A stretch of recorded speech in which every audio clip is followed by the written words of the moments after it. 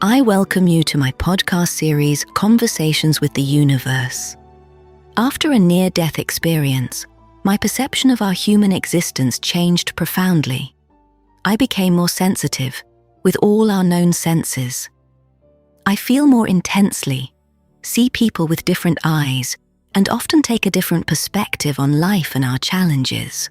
In my books, I share these altered perspectives and all the knowledge that has flowed through me since my near death, and thus record it, for all those who are searching for something more, for the meaning of our existence here on Mother Earth.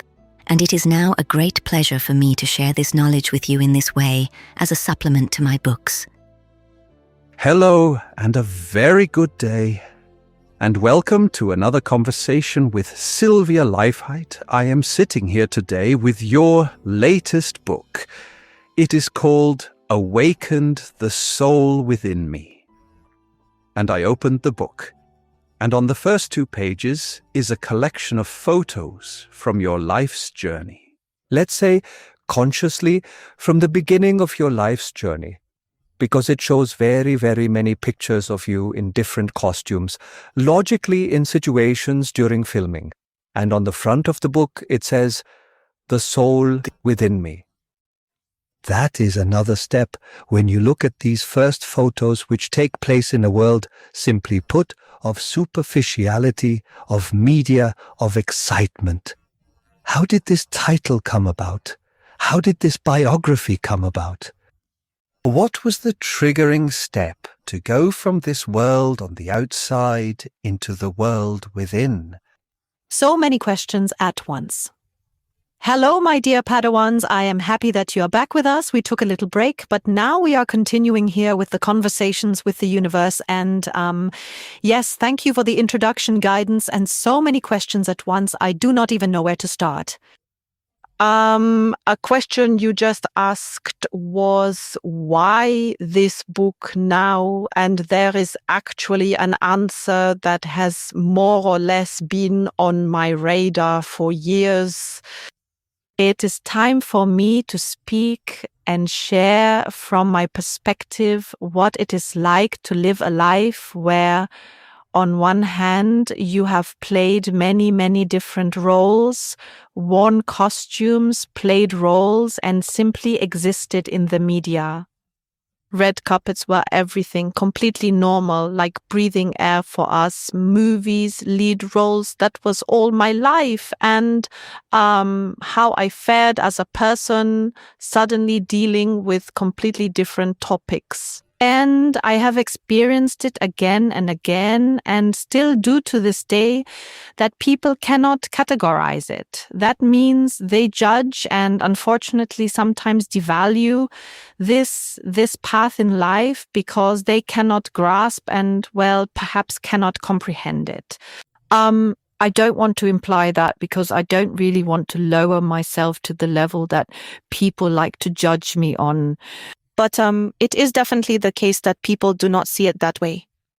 Can grasp. And that is why I want to talk now and share my perspective, my perspectives, and above all, my path from this one pole of externality, of pure externality, to the other pole of absolute internality, soul spirituality. What even is that?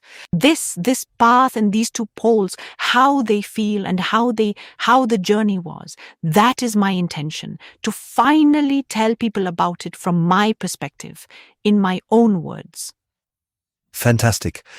What comes to mind is, it made me infinitely curious about what you have just put out there. And I would like to continue with a relatively simple sentence, which goes, if I remember correctly, the longest journey begins with the first step. Since you have already shown us so much of where this path will lead, I will now simply ask, what was the first step that changed your life so dramatically? For all attentive listeners, you actually already know this answer, but for those who have just joined, I am very, very happy to help, because in the introduction to our podcast, Conversations with the Universe, I already shared that it was a near-death experience that made me take this first step. But the exciting thing, and that is why it has become a big part of the book, namely the first part, is that I initially came from a world, socialism for example, from a very, very material world in which all of that, religion, spirituality, and so on, did not exist at all. And if it did, it was rather frowned upon that in this state of mind, I had a near-death experience. And because of that, it wasn't just, oh, I saw Jesus, Mary, and who knows who else, but it was a complete surprise. Whoa, what was that? And to outline it a little more clearly, although I have gone into it more intensively in the book, it was so different from what I knew until then, what I had experienced in my life up to that point. I was, I believe, in my early 20s. And above all, what I experienced in this so-called near-death, an experience outside of my body, meaning with other senses too, was so beautiful that it moved me so deeply. And above all, it made me start questioning things where I otherwise would not have. And that is why this book is called Woken Up, because for me, in a certain way, it was also a kind of awakening. I had other moments of awakening before, which I also described in the book, but those had to do with socialism, capitalism, with the systems, and simply with a certain rebellious way of thinking of mine. But this awakening was a different kind of awakening. Deeper. Much, much, much, much deeper than you could actually describe with words, but above all, much, much higher, because it felt incredibly beautiful, high vibrating, light. I felt as light as a feather, the way I can never feel, can never perceive in my body. And it was just so overwhelming. I'm actually at a loss for words, and that was the starting signal, and that was what you just asked about, the so-called first step to move in that direction. But it was just so clear, so strong, and so distinct that I really had no other choice. The rebel inside me, who is also a part of me, had to ask, what the fuck is going on? Why did I know nothing about this? Why did I learn nothing about this in school? What is going on? Why do I live in this cabinet, in this half hole of mirrors, and the other half that makes up our being? No one tells me anything about it. How does that work? Well, and that was the first step, namely my search for the answers. If we were on an American channel, there would have been a short beep signal just now for that sentence. What the? We would have, but that is what I find so great, that you, and I am transitioning right now, that you have remained an accessible, relatable, and understandable person. How do I mean that? What you are describing, a few people here and there have described over the centuries. It is called a spiritual experience, a religious experience. They have seen God, seen Mary, seen Jesus, seen the other world. That, in quotation marks, is known from history. These people then almost 100% turned their backs on their entire so-called normal life. Either went into the forest, into solitude, founded a monastery, and underwent a 100% life change after such a profound spiritual experience. When looking at your life's journey, and I find this infinitely exciting and extraordinary, one sees, one experiences, and you talk about the fact that both are still possible. After this great step into the spiritual world, into a spiritual consciousness, you have at the same time remained, to put it simply, the entrepreneur that you are. Could you tell us that again so people can understand it, even if they have heard all your podcasts? Some are tuning in for the first time, learning about your near-death experience today and what it did to you. How does it feel to have both feet in this world, one in the spiritual world and the other in the material world? That is also something that's actually developed over time. At first, I thought that they just didn't go together. That means I thought, okay, if I enter the spiritual, esoteric, call it what you want space, then I will live a completely different life there with a completely different community, completely different people. But, and that is the beauty of such things, I also got to know myself even better in the process. And there is simply that part in me too, the actress, the performing, yes, that as an entrepreneur, creating things, materializing of ideas into businesses, into ventures, and also really spanning the arc very wide internationally. Well, I couldn't quite let that go, I honestly admit. And of course, it also came down to the fact that I enjoy being a woman. I love femininity. I love celebrating the feminine. And I had certainly also experienced that very many who then moved exclusively in this direction. And I do not mean that in a judgmental way at all, but merely as an observation that they had, in a way, renounced many of these feminine things. And I can only speak for my own gender. But perhaps also for men, I have no idea. But regarding feminine things, they had rather renounced them. It was like, oh yes, no, my inner values are what shine now and so on. Hey, that's great too. That is also absolutely right. And there is nothing to say against that at all. I am talking about myself now. But it still wanted this avatar, this way of me being in the world to live on and be celebrated through me. And for me, there was relatively quickly no question anymore. At some point, I understood, I am somehow both. I am so many different colors. That is, by the way, also part of the book, to get to know this energy within me, to experience it and to stand by it. That is where authenticity begins. And yes, what happened then is simply that I stood by both of these poles more and more. That means to my work in the media, but also to the very, very spiritual side and the questioning. And these many questions I asked, which I then recorded in the books, in the many, many books about channeling. So the knowledge that I brought down, captured, which is also part of the podcast here and so on.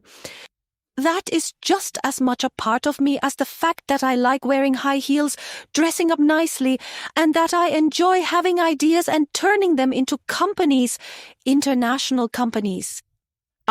And so within me, that's what I'm getting at. Within me, it recognized that relatively quickly and accepted it too. And now comes the actual answer to your question. How did the world react to that? And I have to say, that's why we're sitting here. The world still cannot necessarily grasp that easily to this day, but I have a bit of a quiet suspicion, and perhaps that is also a bit of my task. I believe that many people are so diverse, and I believe that many people live so many facets within themselves, and if they do, they should stand by that even more.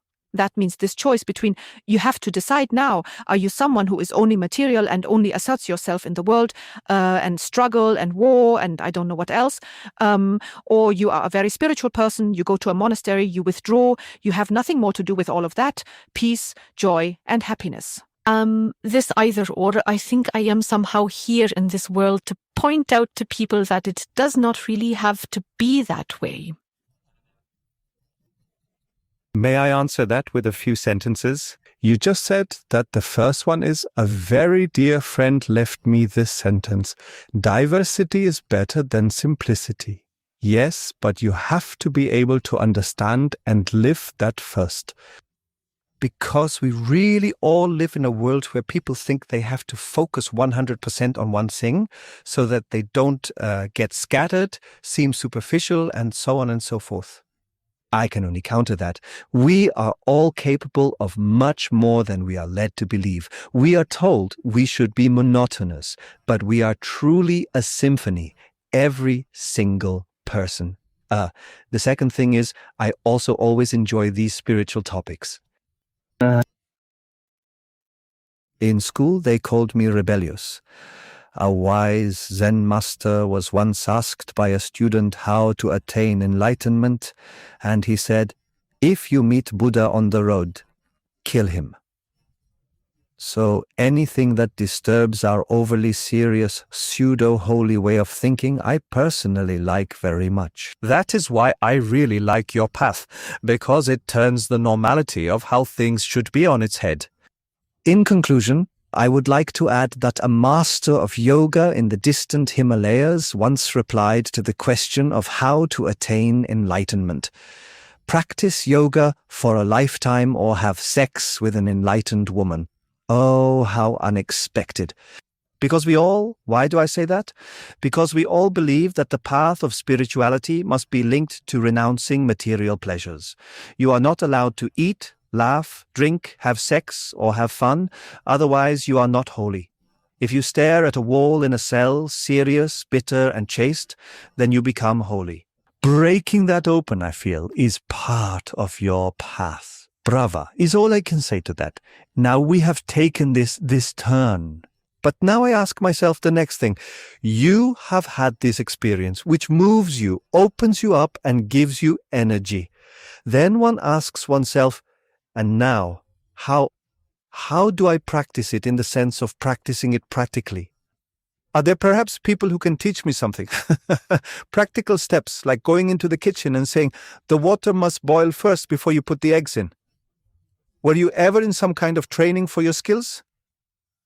Yes, and that is actually part of this book, because I also meet so many people who don't even know where to start.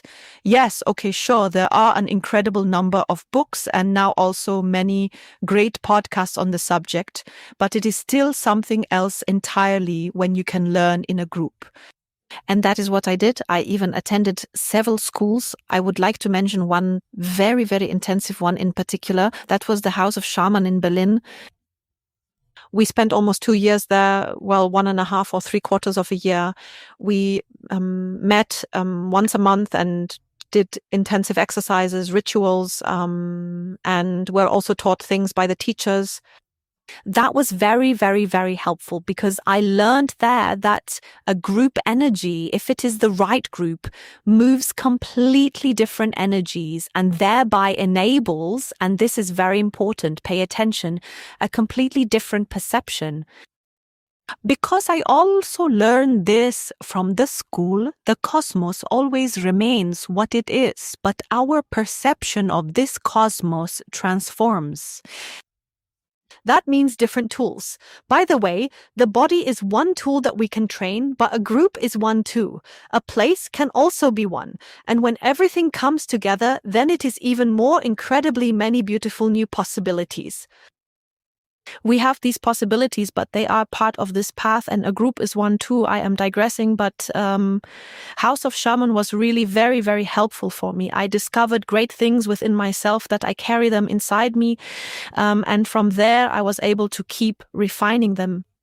But the Arthur Findlay College in England was also very, very great, and I tried to capture that as intensely as I could in the book, just to give people a kind of guardrail, a ladder, so they could take a few impulses from my path with them. How could it be? How could it work? I definitely want to pass that on as well. Schools are good, schools are important, but always in combination with constantly returning to yourself in the most positive sense. Back withdrawing is probably the better word. So the experience in the group is one thing, but afterwards there should be a lot of time for yourself, meditations by yourself, and maybe an exercise, a session with a friend, so that you get some feedback, reflect, and see what the other person perceives that I do not perceive myself. Experimenting. And I am a very curious person, and I hope I was able to capture that in the book, that people should keep this curiosity, yes, or ignite it. But it also has something to do with this waking up. Once you have experienced something like I have, that brings you to a point where you question many things, then a lot of curiosity remains or arises, because you naturally want to understand what you have not yet understood. Sure, it is connected. Unfortunately, for many people, this only happens when they experience some kind of suffering in their lives. It is a real shame, actually, but somehow it seems to be connected because you are stuck in such a machine beforehand. Yes, what can I say? I mean, if I had not had the near-death experience, I honestly do not know how my life would have continued. Perhaps I would have just continued to be happy if I had had the next leading role and the next engagement here, there, and I do not know what else. I don't know. I can't answer that. God, the cosmos has a different plan. But to answer your question, it's always a dance, sometimes with a group, sometimes alone. And I tried to capture exactly that. From your words, I gather that one also encounters people, a great number of people who have to go through their lives with great suffering. Whether this suffering is karmic or due to a personal encounter with another person remains to be seen. Very many people suffer. Very many people have mental and physical illnesses that they carry with them. On your path of spiritual development, you must encounter such people. That can only awaken the desire in one to help. How did this desire take shape in you? With your experiences, with your personal encounters, which, as you describe, currently concern you, turning towards people who need help and healing? Very exciting, very beautiful question. Thank you for that. Because that too is actually something that has transformed. When I started on this path, I still thought you can just help everyone like that. If I feel an impulse to help, if I say something on impulse, then they should please just accept it. And over time, I learned that that does not work. And thanks to Friend of the Indians, by the way, for everyone who has just joined us, who is hearing this for the first time, that was one of my first works, Initiation into the Secrets of the Cosmos. There, Our Being Speaks. That is my old teacher from Atlantis. And he was the first to intensely initiate me into the fact that people must carry a kind of readiness within them. And actually, the whole path from this small awakening experience onwards, after he taught me, so it takes a certain kind of readiness for help to really reach you, for you to be open to it.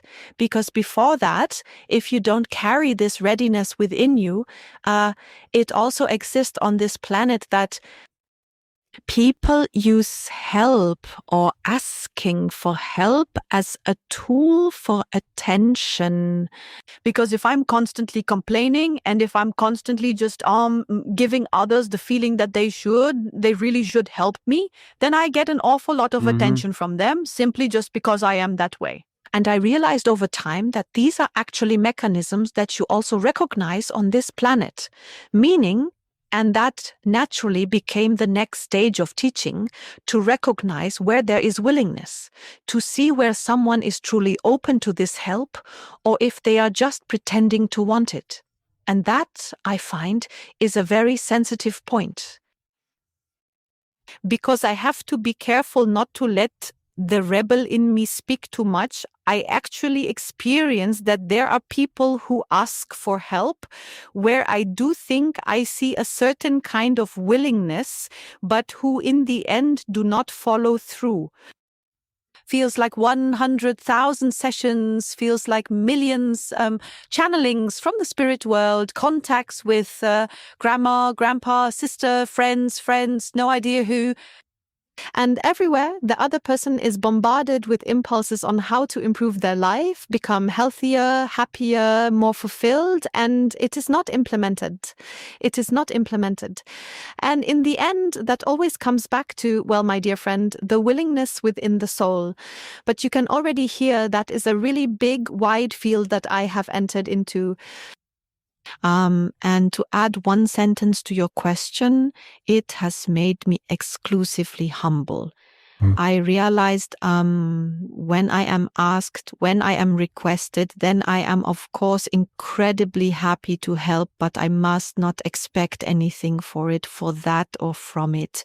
Whether the other person takes that on board or not, I cannot influence. But I can, if I am asked, answer. And for that, I have then also, because I am in a rather active, passive stance regarding this and in this acceptance, that I cannot yell at anyone with, yes, you could, you should.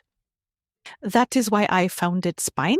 By the way, Spine is my app. It is a life companion, an app that uses artificial intelligence to guide you to the right providers, the right offers, the right podcasts, the right events, and also the right products that help you. And that is why it is a life companion, because the AI, if you wanted to, remembers what your life path has been, remembers who you have already seen, and independently, meaning actively, turns to you and says, hey, we have someone new in the app who could help you with your well-being, or we have an event XY that was just posted. That might be interesting for you, and the same goes for podcasts. So an active life companion like this doesn't exist yet, and I am passionate about this idea. That is, in a way, my way of helping to finally answer your question with the tool as well. But one more thing comes to mind. Excuse me, even if I am digressing a bit right now. I keep preaching the cosmic cross to people over and over, an exercise that Freund, the friend of the Indians, also passed on in this first initiation book. The cosmic cross is a gas station for energy in or off the cosmos. And for those who are truly ready, those who are really interested in giving their soul strength because they have understood that this is the be-all and end-all of life, because that is what determines one's entire destiny, they go to the gas station and they know how it works by simply doing the cosmic cross. So that is just another one of the tools, as I see it, of what help from the cosmos could look like. For all those just tuning in, the cosmic cross. Summary. In a standing cross formation of the body, you invoke the energies of the cosmos from above, below, from the left, and from the right. They unite in the heart space, and you ask for the cleansing of old inherited patterns that you no longer need. Send them into the cosmos and continue to ask for the cleansing of the soul in the eternal change of events. Willingness. It really occurs to me that apparently only the most terrible suffering, and that is so sad, moves people to set out to seek help. I would like to weave in a very small personal story. There is a healer in Vienna. His name is Peter Feigl. I am mentioning this name quite deliberately. Why? This man, many years ago, a friend recommended him to me, many years ago began to dramatically improve my life by cleansing my energies, rebuilding them, and giving me biological building blocks that made my body healthy. Because of him, I have become a different person. Over the last 10 years, I have met about 57 people who have complained to me about their suffering from back pain, headaches, stomach aches, infertility, impotence, nervousness, and who knows what else. And I have told them my story and said, go to Peter Feigl, he can help you. We know how many went. None. And that is something I admire so much about you, Sylvia.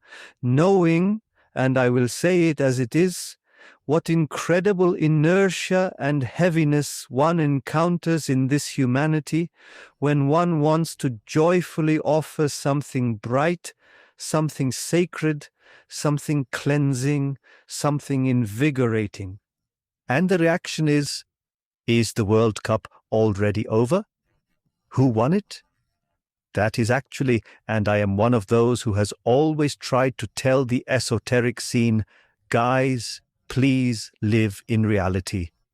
We are not all brothers and sisters. Yes, genetically back to Lucy, but in applying what could be applied, I experience, and I say it again, 99.99% fatigue, inertia, and staying put. I often ask myself, where is the sting?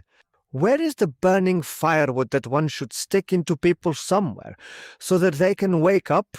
Because I say, as it is written in the front of your book, and I unfortunately keep coming back to one point, not a joyful life that is not yet quite joyful, not a happy gathering with friends that is not yet quite friendly, but only the bitterest suffering, mortal fear, horror, loss of everything you believed you were. That is what moves people a little.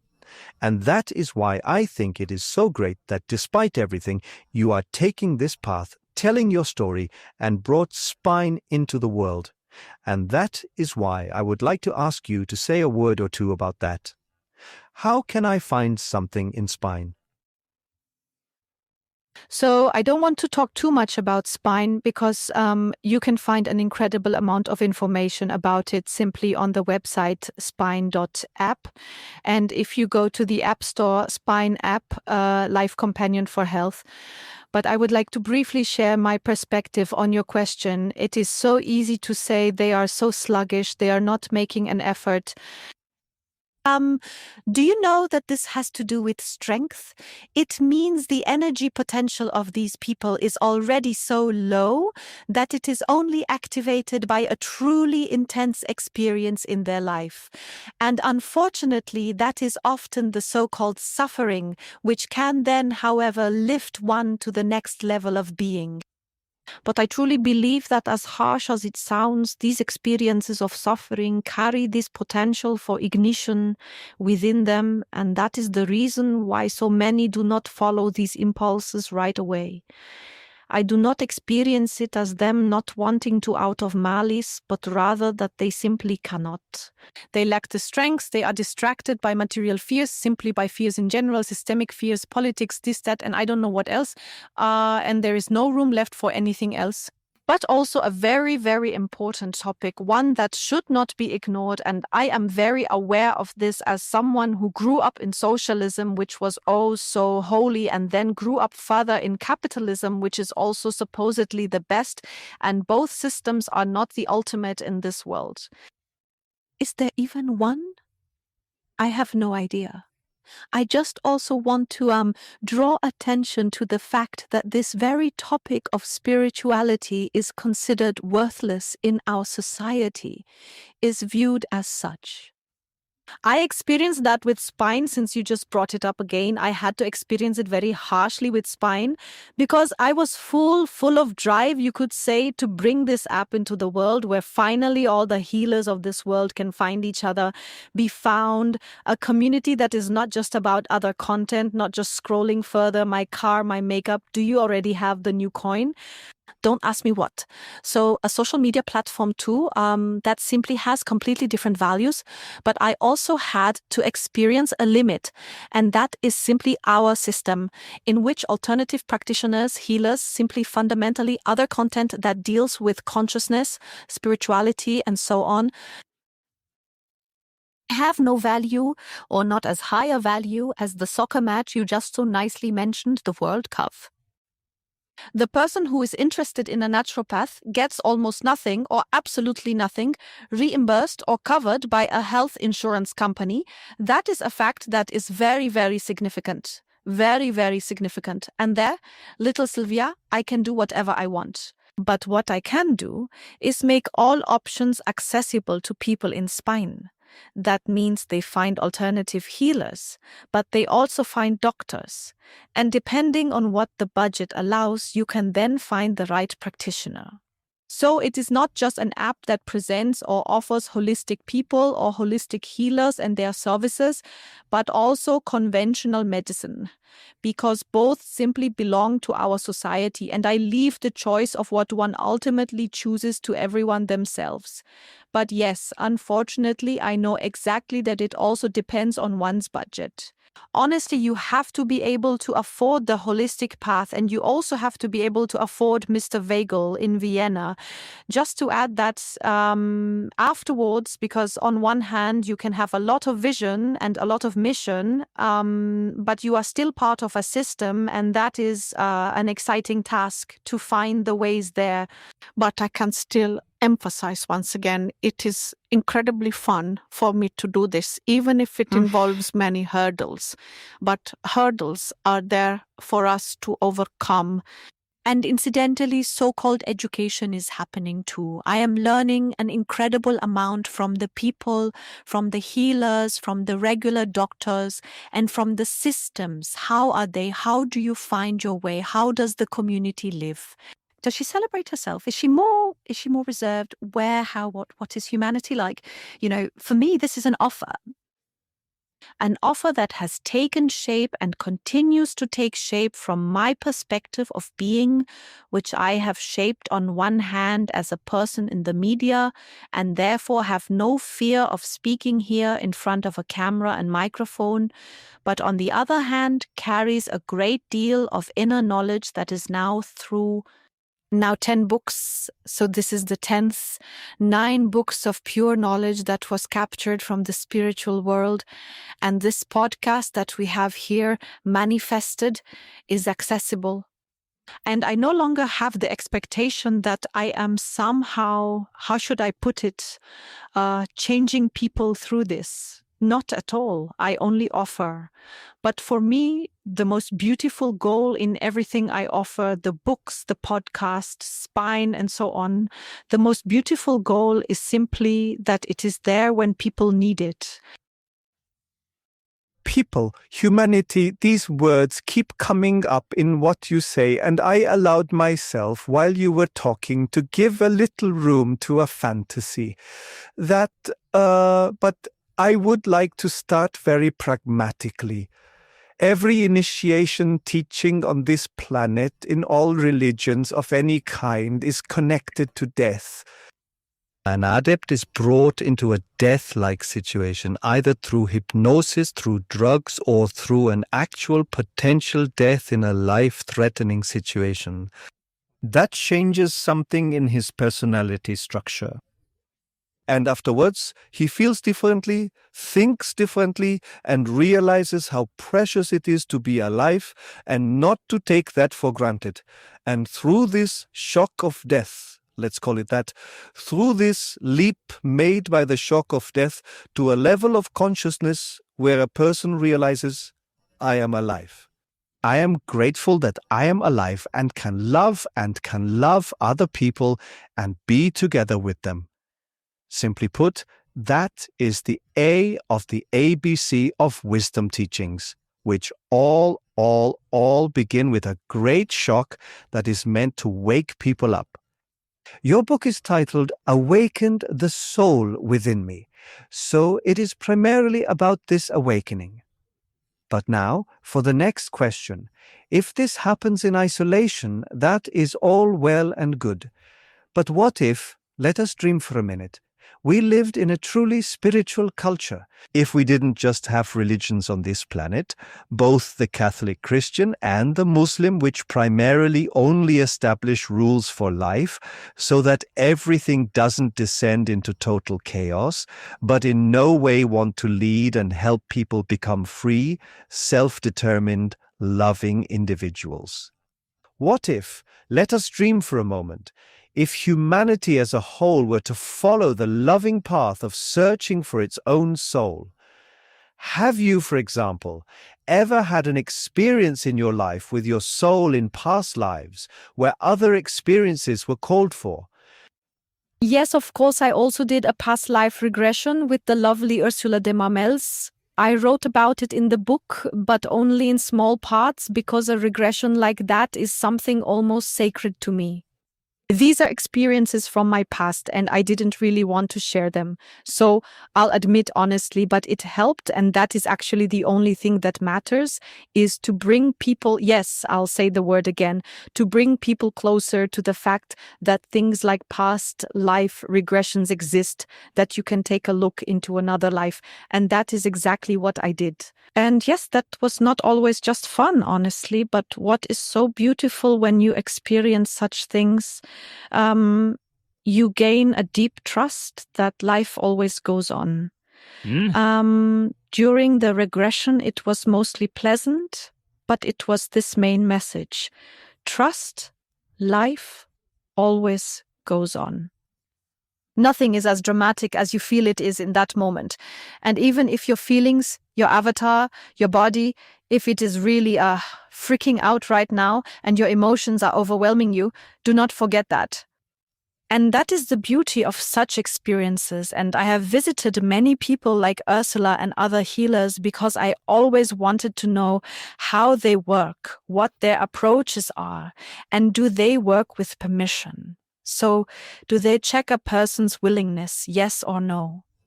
These are all very exciting topics that I wanted to explore on the side, but they are very big. And through this journey of exploration, I ultimately ended up in humility. That is the main energy that also emerged from it. But also a very interesting message. I am digressing a little bit now because this is very important to me. I already teased it just now, the topic of permission. I have met different healers who, as I said, worked with the topic of permission, sometimes more, sometimes less, but some not at all. That means they simply blurted out what they just saw or what was appearing before them in their perception. They had no, I call it more or less cosmic filter, where you briefly check, am I really allowed to say it like that? And when I say it, do I say it in a truly appropriate way? Am I sensitive enough? Am I careful enough? Because if I am already empathetic and an empath who can perceive other energies, am I empathetic enough to really feel how the other person is doing? Are they perhaps feeling anxious right now? Are they shy? Are they perhaps also very sensitive? Are they fragile? Can they handle the message? How do I package it? Am I allowed to say it? And I have unfortunately experienced a lot of abuse there, I must honestly admit. That is very sad and a real shame, but that too is part of being human. Because every craftsman, even doctors, every person in their profession encounters another person in their profession who engages in some kind of abuse or some not really fair behavior. It is therefore not necessarily more common among so-called healers. It is just the normal statistics of being human. But people, or you can, I have realized this over time, simply determine for yourself, where do I feel comfortable? Where do I not feel comfortable? Where do I encounter an energy that scares me? And where do I encounter an energy that encourages me? And I really want to anchor this here in this episode once more. Folks, if you encounter people, and this doesn't just apply to healers you visit for help or doctors where you seek assistance, also in your private life and in your relationships, you will meet people who are not good for you, who drag you down, who make you afraid, who use some kind of mind games, perhaps as an example, or point fingers. You must not do this. You should not do that. Or who in some way or another start trying to manipulate and suppress your energy. Run. Run as fast as you can to those who do not do that. It is that simple. Loneliness does not necessarily have to be the only path here, because there are people who support you, and there are also healers who support you, and doctors who are great. But unfortunately, there are also the others. And I have met both, and I have already recorded 1 or 2 experiences regarding this in the book. But Ursula de Marmels, to get back to the regression, she is one of those who gives you an incredibly large amount of great energy, who builds you up, and who Well, she did let me go with an energy, a further energy of humility and of accepting being, but I left exclusively with confirmation and a great deal of good energy. And that is the only thing that matters. So we are notes played in sequence on the score of eternity. Yes. If our soul reincarnates again and again, experiences a color, murder, and manslaughter, next life a monk, a nun, third life a composer, fourth life a desperate husband, fifth life a desperate wife, and so on and so on and so on and so on, until all the notes are played one day, to have brought a soul into contact with all aspects of existence, and ultimately, and only then, does it make sense. To achieve the purification of all experiences that cling to a soul. Primarily from negativity. I do not want to cleanse myself of the experiences of love, but of all attachments that the ego has suggested to me. Be stronger than the other, defeat the other. Where is your advantage? No matter how much the other person suffers because of it, we clearly have these life experiences because I have also done a past life regression. And one thing is crystal clear, it does not even need to be questioned anymore. The soul goes through the most diverse personalities, sometimes over centuries, thousands of years, with one single final goal, through all experiences, To undergo a purification that ultimately results in the purest love. And the beauty of it is that we now live in a time that gives us the opportunities to do so more than ever. You can sit in your own quiet space, get tons of YouTube videos and podcasts with a click, and yes, perhaps also ebooks that you download. You could do this kind of training for your soul. You could see it as almost doing it alone, even if, as I said before, the group experience or experiencing it with other people brings a different quality. But for every person who recognizes this potential, well, I always ask myself why they don't use it even more. Yes, but as I said, that is my perspective, because having already been out of the body, I truly feel it, just like the title of this book. I really feel it like waking up, like, oh my goodness. Hey guys, there is so much more. Just take a look. And the experience that not many want to look, or that it overwhelms them because they just can't, is also an important experience for me. But it is still exciting and it is fun. And now I come back. I know I always talk like this. I come back exclusively with the positive from this whole story, from this whole being.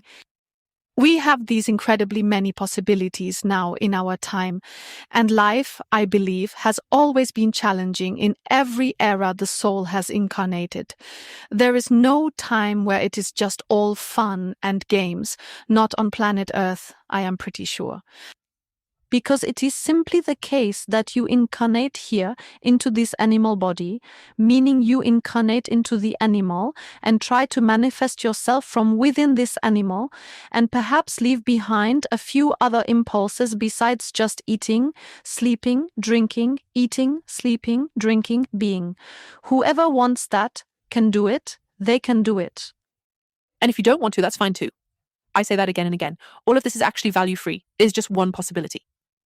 And if it's not in this life, then it will be in another life. Oh well, so be it. Perhaps by then, the machines will have taken over our walk. Then other possibilities will come along with that. Naturally, other challenges as well. And just like that, we had other challenges in the Middle Ages and who knows when else. Every era carries its own potential and its own opportunities with it, in a way.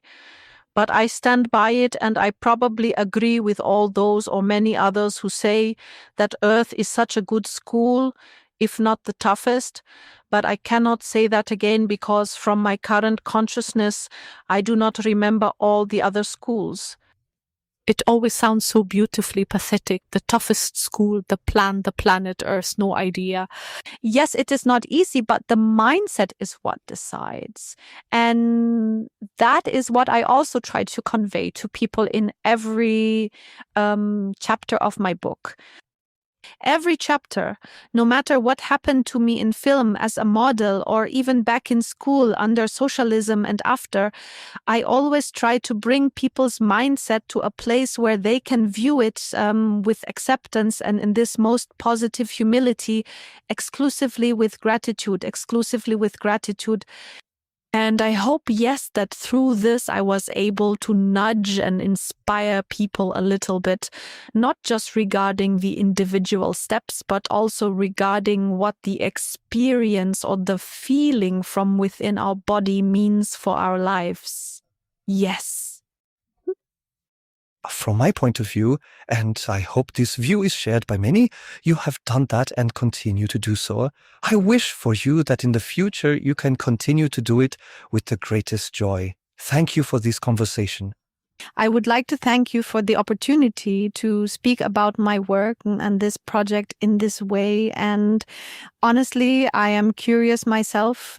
I keep having people ask me, when is the next book coming out, the initiation from the initiation series? I think I already said in the last episode that my feeling was still that the initiation into the cartography of the subtle worlds felt like a keystone, and everything else now has not yet revealed itself to me. But I honestly also believe that it has something to do with the fact that this book wanted to come into the world first. With that in mind, I will just let myself be surprised by what emerges, and I am happy for every one of you who reaches out, preferably via Spine. You can contact me, and for those who have ideas, I have already had a few who write, "Man, I would like to go a bit deeper into that. Can you find out and ask a bit more about it?" And that is how the next book comes to be. But it happens primarily because you pass your questions on to me. With that in mind, thank you for listening. Thank you for the lovely questions here. And until next time, thank you, dear. Thank you, love.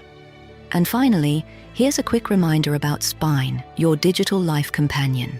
Here you'll find providers, from doctors in your area to holistic healers, as well as countless services, events, and podcasts to inspire and guide you on your life's journey.